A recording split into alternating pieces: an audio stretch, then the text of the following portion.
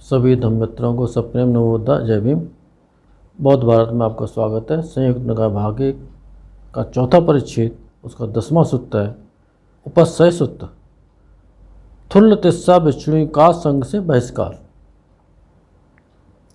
ऐसा मैंने सुना, एक समय आयुष्मान काश्यप श्रावस्ती में नाथपिंडक के आराम जैतवन में विहार करते थे। तब आयुष्मान आनंद पूर्वान समय पहन और पात्र शिवल्ले जहाँ आयुष्मान महाकाश्यप थे वहाँ गए। जाकर आयुष्मान महाकाश्यप से बोले, भंते काश्यप, जहाँ भिक्षुणी गांव का स्थान है वहाँ चलें। आबुस तो महाकाश्यप कहते हैं, आबुस आनंद, आप जामें, आपको बहुत काम धाम रहता है। दूसरी बार भी उन्होंने कहा और तीसरी बार जब बोला आयुष्मान आनंद ने, तब आयुष्मान महाकाश्यप पहन और पात्र शिवल ले आयुष्मान आनंद को पीछे लिए जहाँ भिक्षुणियों का स्थान था वहाँ गए और जाकर बिछे आसन पर एक ओर बैठ गए। तब कुछ भिक्षुणियाँ जहाँ आयुष्मान काश्यप थे वहाँ गईं, जाकर आयुष्मान महाकाश्यप का अभिवादन कर एक ओर बैठ गईं। एक ओर बैठी हुई उन भिक्षुणियों को आयुष्मान महाकाश्यप ने धर्मोपदेश कर बता दिया और उनके धार्मिक भावों को उद्बुद्ध कर दिया। धर्मोपदेश कर आयुष्मान महाकाश्यप आसन से उठ करके और चले गए। तब थुल्ल तिस्सा भिक्षुणी असंतुष्ट होकर के असंतोष के शब्द कहने लगे। क्या आर महाकाश्यप को आर वैदेही मुनि आनंद के सामने धर्मोपदेश करना अच्छा था? जैसे कोई सुई बेचने वाला किसी सुई बेचने वाले के पास सुई बेचने को जाए, वैसे ही आर महाकाश्यप ने आर आनंद के सामने धर्मोपदेश करने का साहस किया है। आयुष्मान महाकाश्यप ने थुल्ल तिस्सा भिक्षुणी को ऐसा कहते हुए सुना। तब आयुष्मान महाकाश्यप आयुष्मान आनंद से बोले, आप उस आनंद, क्या मैं सुई बेचने वाला हूँ और आप सुई बनाने वाले हैं, या मैं सुई बनाने वाला हूँ और आप सुई बेचने वाले हैं? बनते काश्यप, वह मूर्ख स्त्री है, इसे क्षमा कर दें। आनंद ठहरें, संग आपके विषय में और चर्चा न करें। अब उस आनंद, आप क्या समझते हैं? क्या भगवान ने आपके विषय में भिक्षु संघ के सामने उपस्थित किया था कि भिक्षुओं, जब मैं चाहता हूँ प्रथम ध्यान को प्राप्त कर विहार करता हूँ और आनंद भी प्रथम ध्यान को प्राप्त हो विहार करता है? तो उन्होंने कहा, नहीं बनते, आप उस मेरे विषय में भगवान ने भिक्षु संघ के सामने ऐसा उपस्थित किया था। इस तरह का भिक्षु संघ को बता चुके थे कि आनंद जो महाकाश्यप जो है ना, वो कोई छोटे ध्यानी नहीं है, बड़ी प्रज्ञा वाले हैं, बड़े ध्यानी हैं और सारे गुण उनके भगवान के जैसे उनके अंदर थे। अब वह समझा जा सकता है कि 7 हाथ का ऊंचा हाथी 1.5 हाथ के तालपत्र में छिप जाए, किंतु यह संभव नहीं, मेरी 6 अवज्ञाएं छिप जाएं। थुल्ल तिस्सा भिक्षुणी धर्म से च्युत हो गई, यानी कि वो गिर गई, पतित हो गई। 11वां सूत्र चीवर सूत्र। आनंद कुमार जैसे थुल्ल नंदा का संग से बहिष्कार। एक समय आनंद महाकाश्यप राजगृह में बेड़ुमन कलंदक दबाव में विहार करते थे। उस समय आयुष्मान आनंद दक्षिणागिरी में भिक्षुओं के एक बड़े संघ के साथ चारका कर रहे थे। तब आयुष्मान आनंद ने 30 अनुचर भिक्षु को, विशेष कर कुमार थे, शिक्षा को छोड़ करके गृहस्थ हो गए थे। 30 ऐसे कुमार थे, यानी कि तरुण भिक्षु, जो कि उन्होंने चीवर छोड़ करके दोबारा ग्रस्त बन गए थे। तब आयुष्मान आनंद दक्षिणागिरी में यथेक्ष चारिका कर राजगृह में बेड़ूवन में जहाँ आयुष्मान महाकाश्यप थे वहाँ पधारे और आयुष्मान महाकाश्यप का अभिवादन कर एक ओर बैठ गए। एक ओर बैठे आयुष्मान आनंद को आयुष्मान महाकाश्यप बोले, अब उस आनंद किस उद्देश्य से भगवान ने कुल पितरों का त्रिक भोजन की प्रज्ञप्ति दी है। भंते काश्यप, 3 उद्देश्य से, बुरे लोगों के निग्रह के लिए, शीलवंत भिक्षुओं के आराम के लिए और पापेक्ष लोग पक्ष लेकर कहीं संग में फूटना पैदा कर दें और कुलों की भलाई के लिए। अब उस आनंद, तो आप क्यों ना इन नए भिक्षुओं के साथ चारिका करते हैं जो असंयमी, पेटू और सुतकण हैं। मालूम होता है कि आप सस्य और कुलों को नष्ट करते हुए विचरते हैं। अब उस आनंद, आपकी यह नई मंडली घट रही है, कमती जा रही है। यह नया कुमार मात्रा को नहीं जानता। भंते कश्यप, मेरे बाल भी पक चले हैं, किंतु आज तक आयुष्मान महाकाश्यप ने कुमार कहकर पुकारे जाने से नहीं छूटे हैं।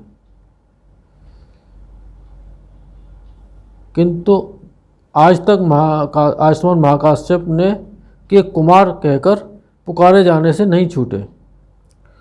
अब उस आनंद, इसी से तो मैं कहता हूँ कि नया कुमार मात्रा को नहीं जानता। थुल्लनंदा भिक्षुणी ने सुना कि आर महाकाश्यप ने आर वेदई मुनि आनंद को कुमार कहकर दता बताया। तब थुल्लनंदा भिक्षुणी असंतुष्ट होकर असंतोष के वचन कहने लगी। आयुष्मान महाकाश्यप, जो पहले अन्य तैतिक रह चुके हैं, वे आर आनंद को कुमार कहकर दता बताने में कैसे साहस करते हैं। आयुष्मान महाकाश्यप ने थुल्लनंदा भिक्षुणी को ऐसा कहते सुना।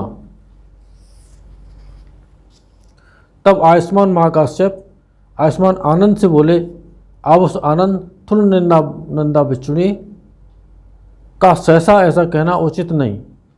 अब उस, जब मैं सिर दाढ़ी मुड़वा कासाय वस्त्र पहन घर से बेघर प्रवज्जित हो गया था हूँ और उन अरहत सम्यक संबुद्ध भगवान को छोड़ किसी को गुरु नहीं मानता हूँ।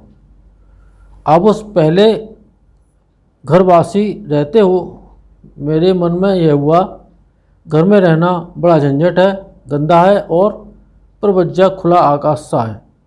घर में रहते हुए बिल्कुल शुद्ध पूर्ण संकलित सा ब्रह्मचर्य पालन करना बड़ा कठिन है। तो क्यों न मैं सिर दाढ़ी मुड़वा कर कासाय वस्त्र पहनकर घर से बेघर होकर प्रवज्जित हो जाऊं। अब उस तब मैं गुदड़ी और एक चीवर बना जो लोक में अर्हत हैं उनके उद्देश्य से सिर दाढ़ी मुड़वा कासाय वस्त्र पहन घर से बेघर हो प्रवज्जित हुआ था। सो मैंने इस प्रकार प्रवज्जित हो रास्ते में आते हुए राजगृह और नालंदा के बीच बहुपुत्र चैत्य को देखूं, सुगत और सम्यक संबुद्ध। अब सो मैंने वहीं भगवान के चरणों पर गिरकर कहा, भगवान मेरे गुरु हैं, मैं आपका श्रावक हूँ। अब उस ऐसा कहने पर भगवान मुझसे बोले, काश्यप, जो इस प्रकार के चित्त से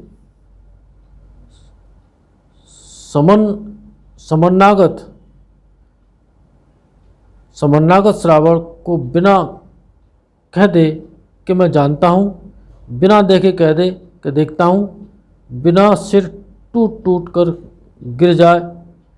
काश्यप, मैं जानकर कहता हूँ, जानता हूँ, देखकर कहता हूँ, देखता हूँ। काश्यप, इसीलिए तुम्हें ऐसा सीखना चाहिए। स्थिविरों में, नए लोगों में और मध्यम में ही अपत्रपा प्रत्युपस्थित होगी। काश्यप इसलिए तुम्हें ऐसा सीखना चाहिए, कुलोपसंहित जो धर्म सुनूंगा सभी को बूझकर मन में ला एकाग्रचित से सुनूंगा। काश्यप इसीलिए तुम्हें ऐसा सीखना चाहिए, अत्यंत लाभकारी कायगता स्मृति मुझसे कभी भी नहीं छूट पाएगी। कायगता स्मृति यानी काया के प्रति हमेशा स्मृतिमान 24 घंटे। तब भगवान मुझे ऐसा उपदेश दें, आसन से उठ करके चले गए। इस तरह का उपदेश दे करके भगवान आसन से उठ करके चले गए। अब वो 7 दिनों तक मैं बिना मुक्त हुए ही राष्ट्रपिंड का भोग करता रहा। 8वें दिन मुझे दिव्य ज्ञान उत्पन्न हो गया, यानी कि उन्होंने 7 दिन तक बिना उस ज्ञान के और देश का अनाज खाया, उसके लिए भी उन्होंने इतना आश्चर्य किया है। आज कितने साधु लोग राष्ट्र का अन्न खाते हैं और कोई समाज के लिए भला काम नहीं करते हैं। तब भगवान रास्ते से हट एक वृक्ष के नीचे गए। तब मैंने अपनी गुदड़ी और संगाटी को चौपट कर बिछा दिया और भगवान से कहा, बनते भगवान इस पर बैठें जो चिरकाल तक मेरे हित और सुख के लिए हो। भगवान वैसे आसन पर बैठ गए। बैठकर भगवान मुझसे बोले, काश्यप तुम्हारी यह गुदड़ी की संगाटी तो बहुत मुलायम है। बनते मुझ पर अनुकंपा करके भगवान इस संगाटी को स्वीकार करें। काश्यप तुम मेरे टाट जैसे रूखे पुराने पांशकूलिक को धारण करोगे? बनते हाँ धारण करूँगा। सो मैंने भगवान को अपनी संगाटी दे दी और उनके पांशकूल को अपने धारण करने के लिए ले लिया। भगवान ने अपने वस्त्र काश्यप को दे दिए और उनकी संगाटी उन्होंने भगवान को दान कर दी। कोई यह ठीक ही कह सकता है कि भगवान का यह भगवान का पुत्र मुझसे उत्पन्न, धर्म से निर्मित, धर्मदयाद का मतलब धर्म का उत्तराधिकारी, जो उनके टाट जैसे रूह के पांशकूल को धारण करता है।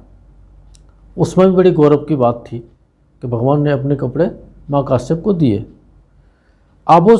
जब मैं चाहता हूँ प्रथम ध्यान को प्राप्त होकर के बैर करता हूँ।